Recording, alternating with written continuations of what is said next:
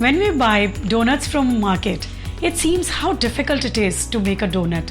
In today's recipe, we are going to prepare donuts in very easy 5 steps. So please watch the video till the end. And if you are new to my channel, don't forget to subscribe. Welcome to Ritu's Mirch Masala. So without any delay, let's get started.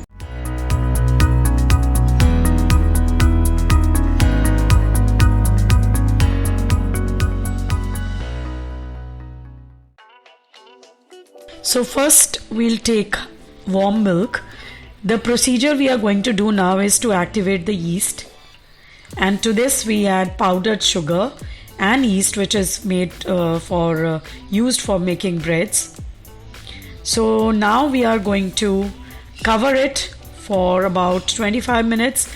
After 25 minutes you can see that yeast has been activated, and now at this stage we have to knead the dough. So for this we take up all-purpose flour, sugar which is powdered,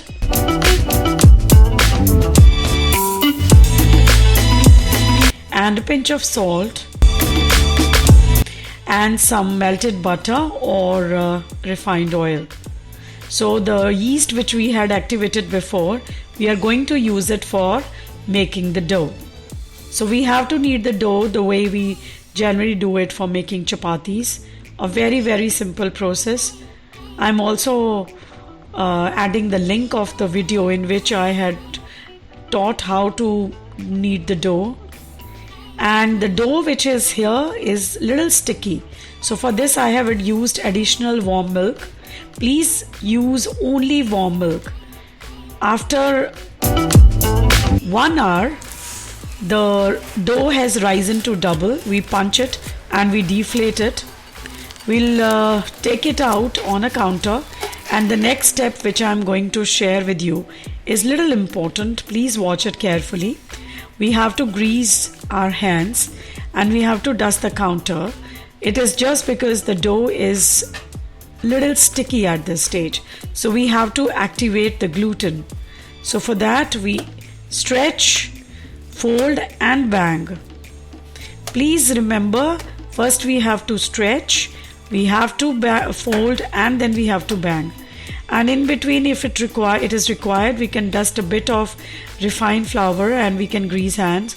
But as it activates the gluten, gradually you can see that I don't need any refined flour or oil. So you can see how nice the dough has come out to be, smooth and without cracks, and it was so sticky before, if you remember. So now we'll roll the dough and we'll cut it into 2 equal parts.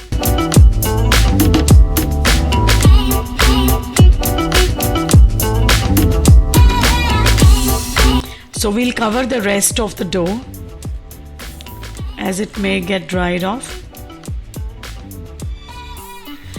Now we'll make a roti or a chapati. We'll roll a chapati out of it, but then before that we have to grease and dust the counter a bit.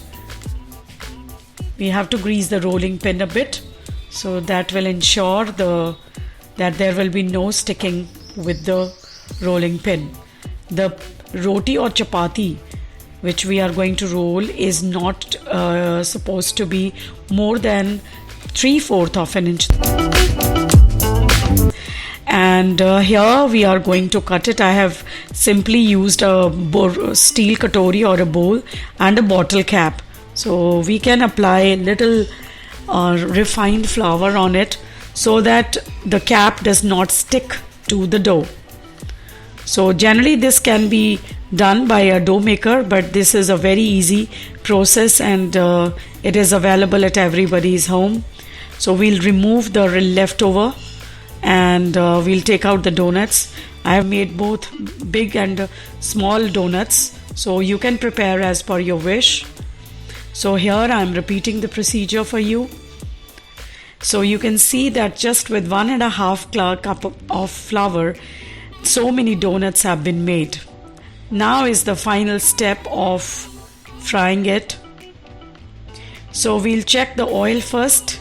We'll fry the donuts at medium flame so that they cook into the core. Here I have done this process for the beginners or those who are scared of oil. So see, our donuts are all set to garnish. Look at the dough, the softness of the dough, how moist and soft it is. So now we'll garnish. First I have taken 100 grams of dark chocolate. I have finely chopped it. Taken about 1 inch of water. I've boiled it and I put it in a steel container as it will ensure the melting of the chocolate faster. So we have seen that the chocolate has melted. We'll add butter to it and look how smooth and beautiful it is looking. Similarly, I have shown it for white chocolate as well. You can see that we are adding butter to it and we'll melt it. So both the donuts I have taken and I am going to coat them with chocolate. How tempting these are looking and how beautiful. Nobody can ever believe that these are homemade. So you can garnish as per as your taste. But they look so beautiful. We have to keep them in fridge for 10 to 15 minutes once we garnish them. And look at that. Doesn't it seem as if they have been got from the baker? Please share your pictures and comments. I look forward to see them. Thank you.